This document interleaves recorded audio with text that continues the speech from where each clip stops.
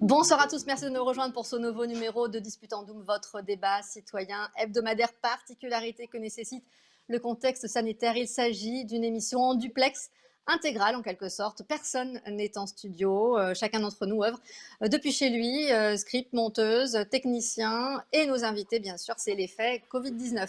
Cette pandémie pèse aussi très lourd sur le tourisme, alors ce virus est-il compatible avec nos loisirs, nos voyages? Peut-on encore sauver la saison touristique et comment? C'est le sujet que nous allons développer avec nos trois invités. Stéphane Villain, vous êtes président de Charente Tourisme, vice-président du département de Charente-Maritime et maire Les Républicains, nouvellement élu de Châtelaillon-Plage. Christophe Sueur, vous êtes maire également sur une commune du littoral atlantique, réélu au premier tour de mars dernier. Vous êtes à Saint-Pierre-d'Oléron. Enfin, pour le point de vue médical, notre juge de paix en quelque sorte, Philippe Boutin, médecin généraliste à Poitiers, président de l'ENA, regroupement des médecins libéraux européens.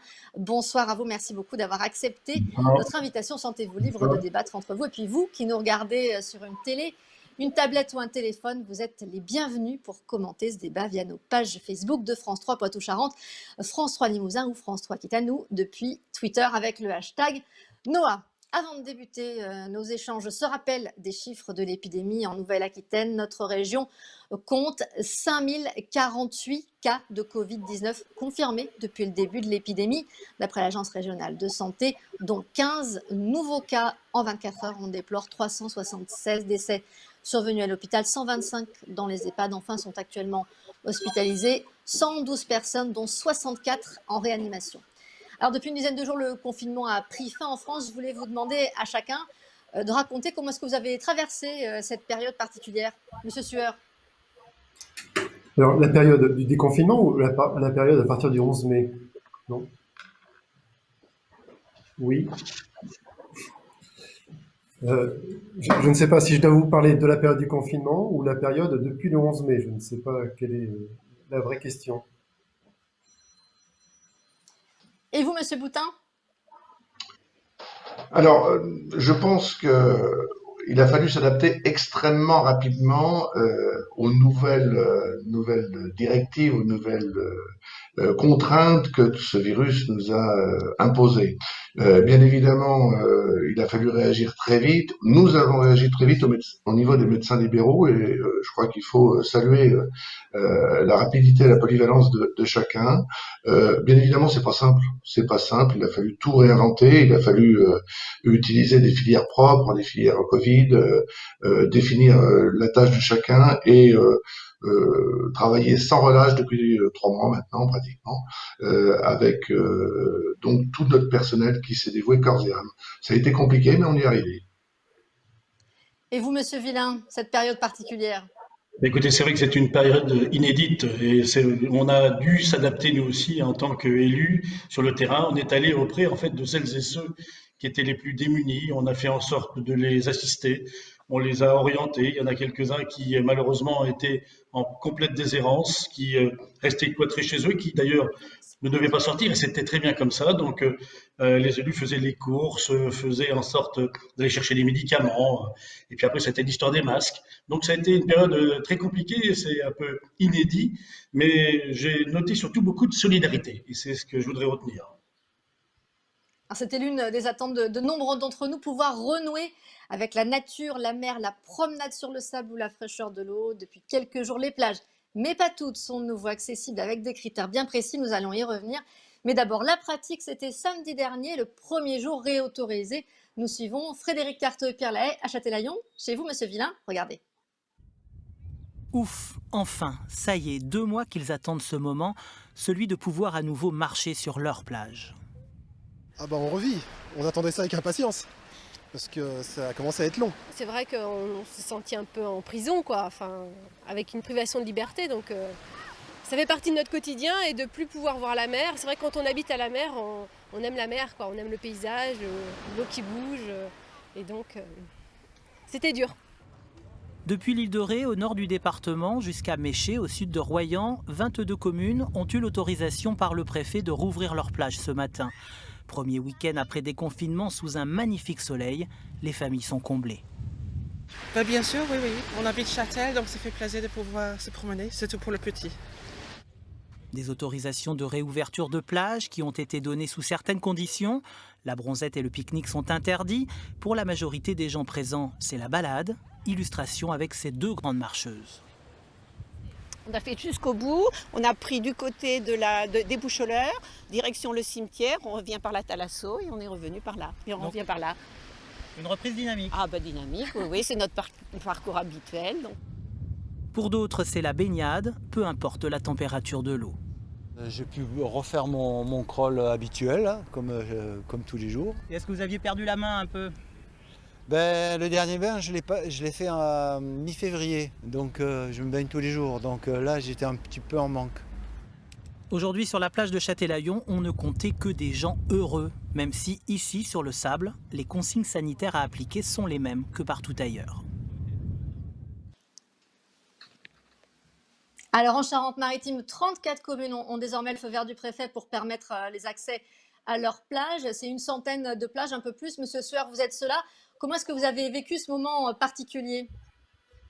Alors ça a été dit dans le reportage, une véritable libération. C'est vrai que il ne faut pas oublier que nos plages ne sont pas que des lieux de repos, de détente et de bronzage, c'est aussi un lieu de vie, et c'est en ce sens qu'il fallait que l'on agisse tous ensemble, d'une façon ou d'une autre, pour que l'on puisse communiquer et interpeller l'État français sur les difficultés que nous avions, nous, en Charente-Maritime, et certainement pour toutes les communes qui sont en bordure de mer, à savoir que nos espaces publics, nos espaces de vie, nos espaces familiaux, que ce soit à marée haute, à marée basse, pour la pêche à pied ou même pour les promenades ou pour les sports dynamiques, avec bien sûr des précautions, c'était aussi nos plages. Et on ne comprenait pas très très bien dans l'assouplissement du confinement, parce qu'il faut quand même rappeler que nous sommes toujours en confinement, avec les règles d'assouplissement, nous, habitants de Charente-Maritime et certainement les autres départements littoraux aussi, on allait se retrouver en privé d'une grande partie de nos espaces publics que sont les plages.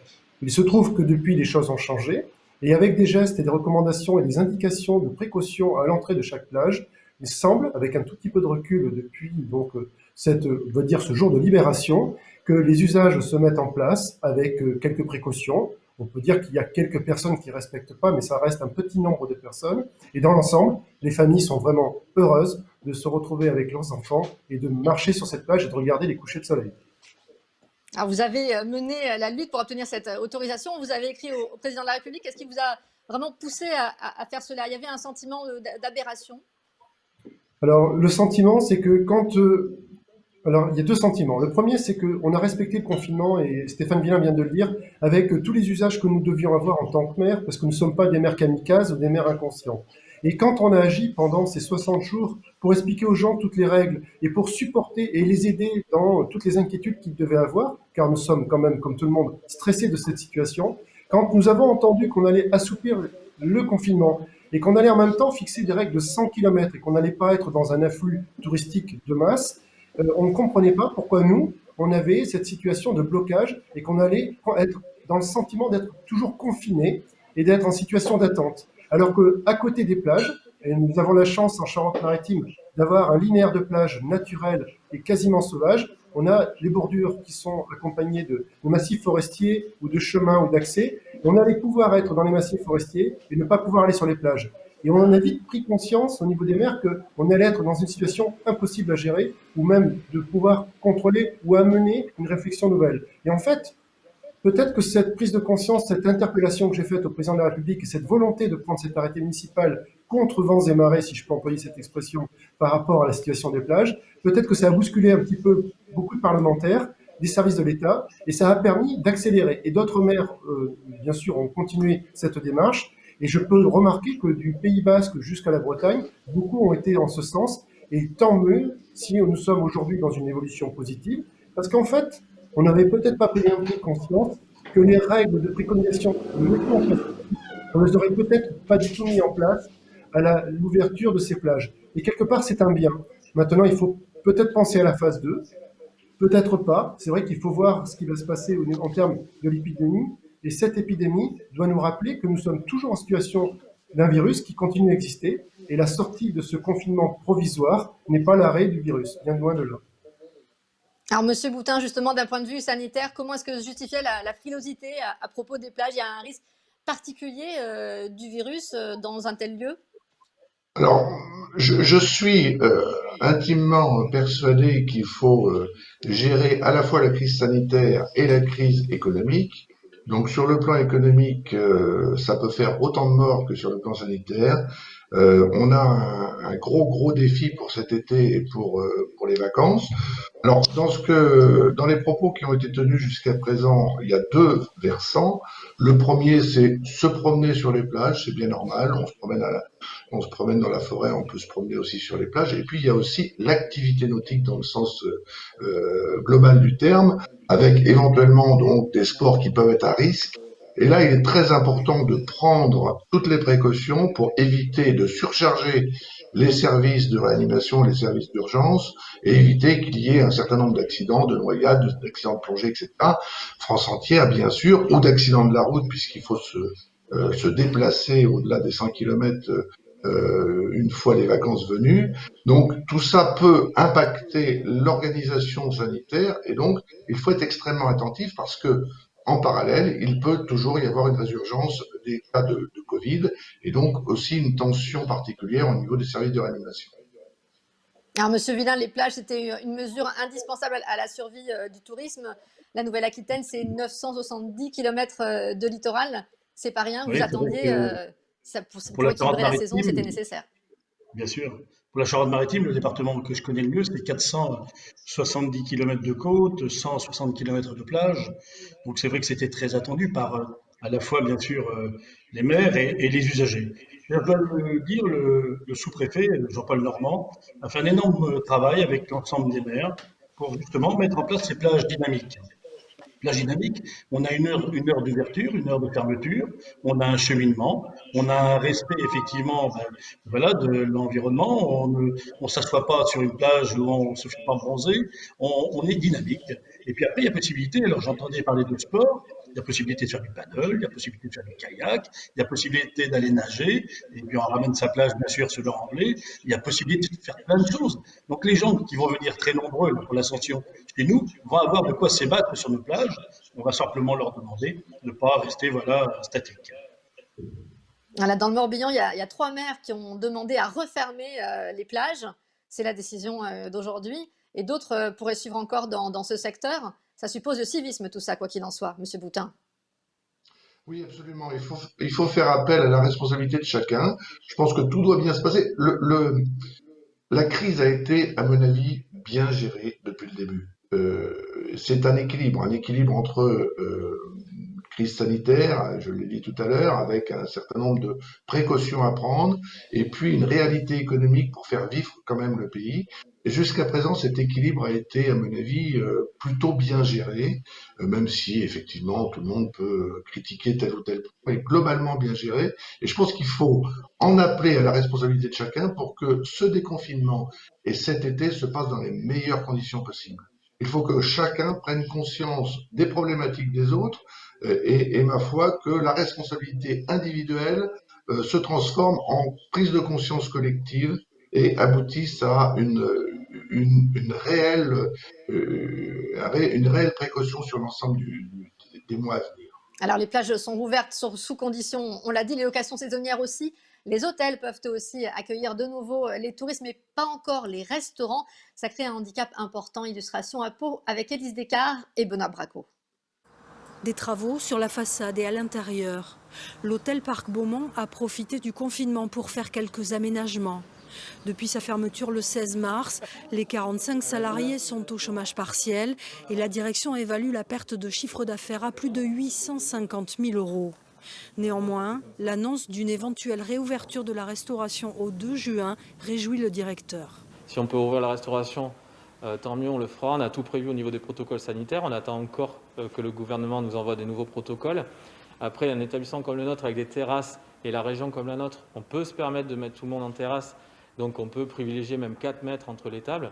Voilà, donc ça c'est très très important. Le chômage partiel jusqu'à fin septembre, c'est aussi très important puisque malheureusement ça ne va pas repartir d'un coup. Même accueil prudent un peu plus loin à la Villa Navarre. Le propriétaire Stéphane Carella, qui a également investi dans un autre hôtel sur Pau, a dû mettre sa quarantaine de salariés au chômage partiel, sans aucune autre aide pour traverser cette crise. L'annonce de la poursuite de cette mesure le soulage. Ça sera la clé du déconfinement et de la réussite. Il va falloir jongler un petit peu avec ce chômage partiel et arriver à s'adapter aux chambres qu'on a. Et les dames de chambre, si elles sont 2 au lieu de 4, il faudra qu'elles s'adaptent. Enfin, on va jongler avec ce personnel et je pense que la bonne nouvelle, c'est le chômage partiel qui va durer jusqu'à fin septembre. Les 2 hôteliers restent néanmoins circonspects et attendent les décrets d'application de ce plan Marshall pour le tourisme.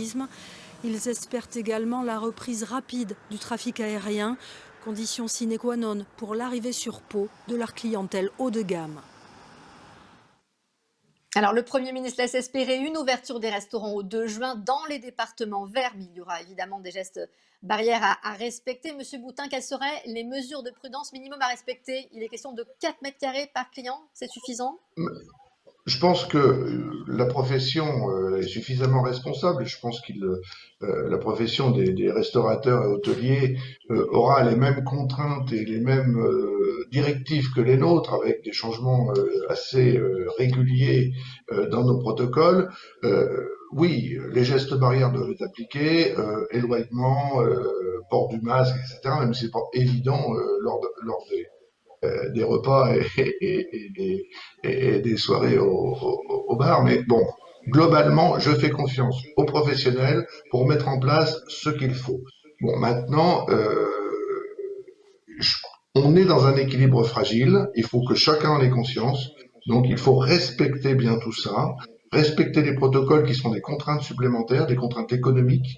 Là encore, on ne pourra pas avoir des salles de restaurant ou des brasseries pleines à craquer comme avant, comme il y a 3 mois.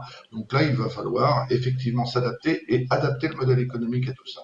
Bon, maintenant, je pense que chaque professionnel est responsable et peut le faire. Ma dernière question avant de vous rendre à vos patients. Le virus se transmettrait non seulement par une toux ou un éternuement, mais aussi par aérosol. Vous pouvez expliquer? Et qu'est-ce que ça suppose comme effort? Il va falloir renoncer aux clim, entre autres?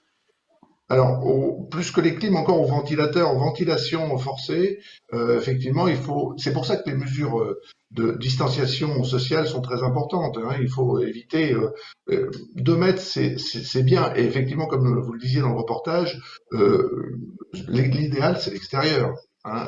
Une terrasse, c'est bien mieux qu'une pièce confinée. Donc là, effectivement, sur le plan des ventilateurs, sur le plan de l'aération, sur le plan de la proximité sociale, il y a des mesures à prendre et à respecter avec des protocoles qui doivent être des protocoles de distanciation. Ça a été répété, ça a été dit, et plus évidemment, le lavage des mains et bien sûr tout le reste. Merci beaucoup, Monsieur Boutin, d'avoir été avec nous en partie pour cette émission. Monsieur Sueur, vous avez travaillé dans la restauration. Quelles pistes explorer pour tenir le choc, à votre avis? Alors, je n'ai pas envie de forcément être tout à fait conforme à ce qui vient d'être dit. C'est-à-dire qu'à un moment donné, les restaurants, on peut, et je le comprends, mettre en place énormément de barrières et de normes administratives et de rappels aux règles de distanciation pour protéger bien sûr tous les clients et puis se protéger soi-même d'une contamination de ce virus. Mais je voudrais quand même rappeler qu'il ne faudrait pas non plus qu'on tombe dans un péché administratif où l'État, d'un seul coup, par rapport à ces entreprises qui sont vraiment en difficulté, qui vont vraiment l'être pour très longtemps, on se retrouve avec une avalanche de contraintes qui mettent en péril systématiquement les entreprises. Je voudrais rappeler qu'en comparaison, nous avons des grandes surfaces à côté, ou des parkings de grandes surfaces, où nous avons des tas de personnes qui vont être confrontées, être en contact des uns des autres, et il y a beaucoup moins de mesures restrictives qu'on en aurait dans nos établissements et dans les restaurants.